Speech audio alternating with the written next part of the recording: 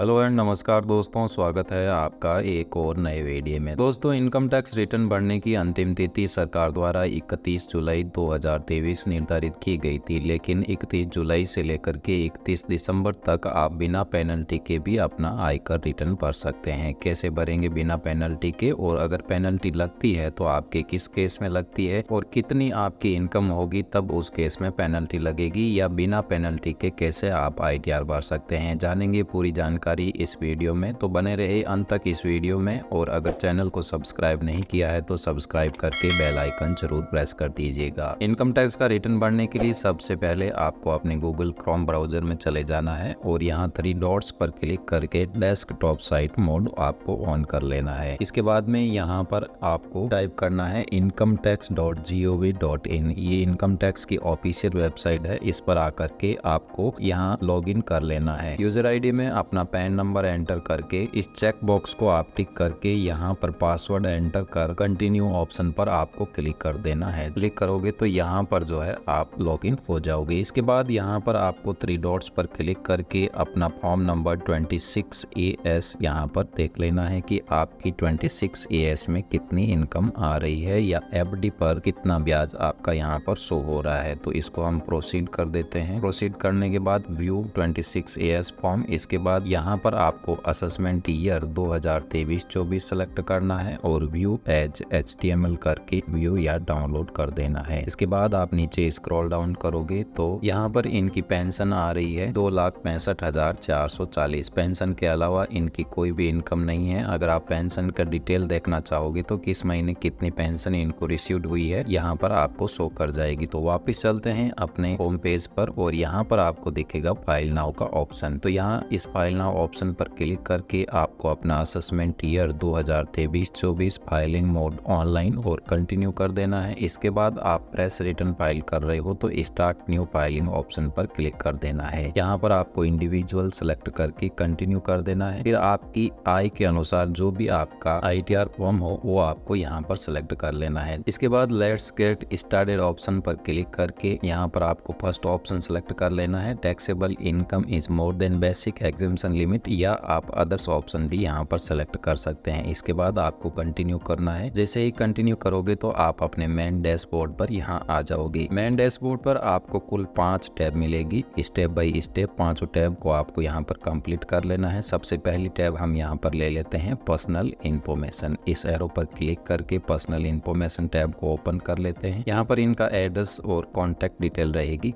अगर इस contact detail में किसी भी प्रकार का चेंजेस हो तो आप एडिट ऑप्शन पर क्लिक करके एड्रेस चेंज कर सकते हैं। इसके बाद नीचे रहेगा नेचर ऑफ एम्प्लॉयमेंट में जिस भी गवर्नमेंट के, स्टेट गवर्नमेंट, सेंट्रल गवर्नमेंट या सेंट्रल गवर्नमेंट के पेंशनर या स्टेट गवर्नमेंट के पेंशनर हो तो आपको सेलेक्ट कर लेना है। मेरे केस में यहाँ पर सेंट्रल गवर्नमेंट के पेंशनर है, इस ऑप्शन को मैं यहाँ पर टिक कर देता हूँ। फिर नीचे आपको फाइलिंग सेक्शन सेलेक्ट करना रहेगा। यहाँ पर फाइलिंग सेक्शन अगर आप ड्यू डेट से पहले भरते हो तो सेक्शन 139(1) रहेगा। अदरवाइज अगर आप 31 जुलाई यानी ड्यू डेट के बाद फाइल कर रहे हो तो यहाँ पर belated return filed after due date, ये ऑप्शन आपको यहाँ पर सेलेक्ट करना है। इस ऑप्शन को सेलेक्ट करने के बाद आपको नीचे स्क्रॉल डाउन करना है, और अगर आप ओल्ड टैक्स स्कीम वगैरह ले रहे हो तो यहाँ पर इसको ओके करना है। अदरवाइज हमारी पर्सनल इन्फॉर्मेशन टैब को हम यहाँ पर कंफर्म कर देते हैं। इसके बाद आती है दूसरी टैब ग्रॉस टोटल इनकम। दूसरी टैब पर हम क्लिक कर देते हैं ग्रॉस टोटल इनकम। इस पर यहाँ पर अगर आपके सेक्शन 10 में किसी भी प्रकार का अमाउंट हो, चाहे वो HRA हो, टूर एंड ट्रेवल्स का हो, या सेक्शन 10-14 में हो तो वो आपको एंटर कर देना है। अदरवाइज आप इन सबको यहाँ पर नो कर दोगे और कंटिन्यू ऑप्शन पर क्लिक कर दोगे। जैसे ही कंटिन्यू ऑप्शन पर क्लिक करोगे तो आपकी यहाँ पर सैलरीड से जो इनकम है 2,65,440 रुपए आ रही है। इस इनकम को आपके फॉर्म नंबर 26AS से मैच कर लेना है कि अगर सही है कि नहीं है। तो हम यहाँ पर फॉर्म नंबर 26AS को लेते हैं जिसमें इनकम शो हो रही है 2,65,440। इसके बाद वापस यहाँ पर आते हैं तो हमारी इनकम भी ऑटोफिल 2,65,440 आ रही है। इसमें हमें किसी भी प्रकार का करेक्शन नहीं करना है। अगर आपके होम लोन लिया हुआ है तो इनकम फ्रॉम हाउस प्रॉपर्टी में यहाँ पर आप होम लोन का interest up to 2 lakh rupees accept करा सकते हैं। इसके बाद आप नीचे स्क्रॉल डाउन करोगे तो interest on saving bank account जो कि आपको AIS एनुअल इन्फॉर्मेशन स्टेटमेंट में मिल जाएगा, वो यहाँ पर 474 रुपीज आ रहा है। और पोस्ट ऑफिस में इनका कोई डिपॉजिट है जिस पर इनको 5,775 रुपए से इंटरेस्ट फ्रॉम डिपॉजिट आ रहा है। अगर इनमें किसी भी प्रकार का करेक्शन हो तो जिस चीज में आपको करेक्शन करना है वो यहाँ पर सेलेक्ट कर लेना है और उसके बाद में यहाँ पर एडिट टैब का इस्तेमाल आपको करना है। अगर किसी भी प्रकार का करेक्शन नहीं हो और एक्यूरेट डाटा आ रहा हो तो इस केस में आपको यहाँ पर कंफर्म कर देना है। यहाँ पर हमारी दूसरी टैब कंप्लीट हो गई है। इसके बाद हम ले लेते हैं यहाँ पर डिडक्शन टैब तीसरी। डिडक्शन टैब में आपके ATC में LIC सुकन्या समृद्धि योजना की अगर कोई EMI वगैरह हो तो वो आपको यहाँ पर एंटर कर देना है। बच्चों की ट्यूशन फीस हो गई, PLI हो गई, PPF, PF,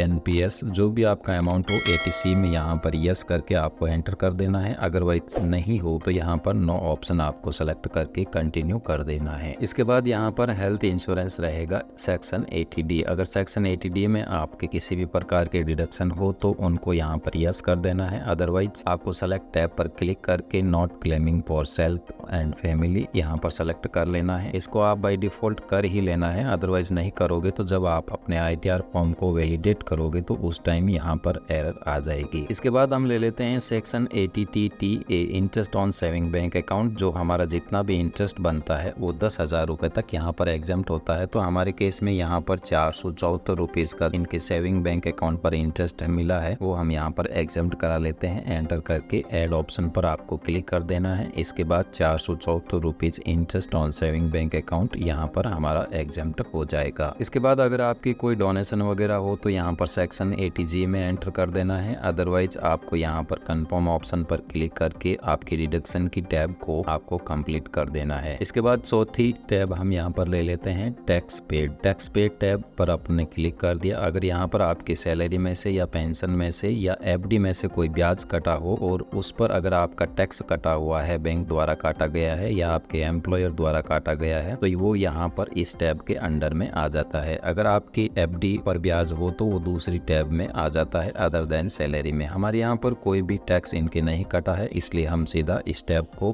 कंफर्म कर देते हैं। फिर लास्ट टैब रहेगी टैक्स लाइबिलिटी टैब। इस टैक्स लाइबिलिटी टैब पर हम क्लिक करते हैं तो हमारी यहाँ पर टोटल इनकम आ रही है 2,21,689 रुपए, उसमें से डिडक्शन 474 रुपए, उसके बाद इनकम बचती है 2,21,220। 2,21,220 रुपए पर नहीं हमारा कोई टैक्स बन रहा है, न ही हमें आफ्टर ड्यू डेट यहाँ पर पेनल्टी का पेमेंट करना रहेगा। पेनल्टी का पेमेंट आपको तब करना रहेगा जब आपकी इनकम 3 लाख से ज्यादा हो। हमारी यहाँ पर इनकम ही 2,21,000 आ रही है तो हमें यहाँ पर 1,000 रुपए की पेनल्टी का पेमेंट नहीं करना पड़ेगा। इस प्रकार आप अगर 31 जुलाई से लेकर के 31 दिसंबर के बीच अपना ITR फाइल करते हो तो उस ITR में अगर आप अपनी इनकम 3 लाख रुपए से कम रखते हो तो आपको कोई भी पेनल्टी नहीं देनी पड़ेगी। अगर 3 लाख से लेकर के 5 लाख रुपए के बीच अगर आप अपनी इनकम रखते हो तो उस केस में 1,000 रुपए आपको यहाँ पर पेनल्टी के तौर पर जमा करवाने रहेंगे। अगर 5 लाख से ज्यादा आप इनकम रखते हो तो उस केस में आपको 5,000 रुपए की पेनल्टी का पेमेंट करना रहेगा। हमारे यहाँ पर कोई पेनल्टी नहीं लग रही है इसलिए हम इस टैब को यहाँ पर कंफर्म कर देते हैं। फिर नीचे प्रोसीड ऑप्शन पर आपको क्लिक कर देना है। यहाँ पर हमारी इनकम 2,21,000 आ रही है जिस पर कोई टैक्स नहीं बन रहा है। इसके बाद हम यहाँ पर प्रीव्यू रिटर्न कर देते हैं। प्रीव्यू रिटर्न करने के बाद आपको इस चेक बॉक्स को टिक मार्क करके प्रोसीड टू प्रीव्यू कर देना है। यहाँ पर एक बार अगेन आपका पूरा ITR फॉर्म खुलकर आ जाएगा। यहाँ पर आपको अपना ITR फॉर्म पूरी तरीके से चेक कर लेना है। अगर ITR फॉर्म में किसी भी प्रकार का करेक्शन हो तो आप बैक जाकर करेक्शन कर सकते हैं, अदरवाइज नीचे स्क्रॉल डाउन करके प्रोसीड टू वैलिडेशन आपको कर देना है। जैसे ही प्रोसीड टू वैलिडेशन करोगे तो अगर आपके ITR फॉर्म में किसी भी प्रकार की एरर नहीं है तो यहाँ पर आपका ITR फॉर्म वैलिडेट सक्सेसफुल हो जाएगा। अगर किसी भी प्रकार की एरर होती है, चाहे वो एड्रेस से संबंधित हो, चाहे वो डिडक्शन से या सैलरी से संबंधित हो, तो उस एरर पर आपको क्लिक करना है जहाँ पर सीधा आपको उसी टैब में उसी एरर पर लेकर जाएगा। उसके बाद करेक्शन करके आपको उस एरर को सुधार कर वापस वही स्टेप करने हैं जो हमने पूर्व में किए हैं। यहाँ पर हम प्रोसीड टू वेरिफिकेशन ऑप्शन पर क्लिक कर देते हैं और